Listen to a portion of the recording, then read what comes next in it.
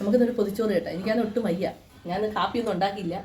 ഞാൻ അമ്മൂന് പിന്നിച്ചിട്ട് ചോറ് ആക്കിയതാ. ആ ഒരു പൊതിച്ചോറ് നമുക്ക് കാണാനേ ഉള്ള കറിയും കൊണ്ടൊക്കെ.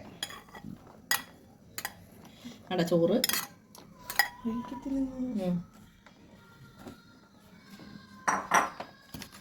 ചോറ്, നമുക്കൊരു മീൻ വറുത്തത് അതിനകത്ത് വെച്ചാലോ. പിന്നെ ചമ്മന്തി, പിന്നെന്താണോ ബീൻസ് തോരൻ, എല്ലാം ഇതിനകത്തോട്ട് ഞാനങ്ങ് വയ്ക്കുക. ബീൻസ് തോരൻ, നമ്മുടെ ഇച്ചിരി നാരങ്ങ അച്ചാർ, പിന്നെ മുട്ട പൊരിച്ചുണ്ട് കേട്ടോ.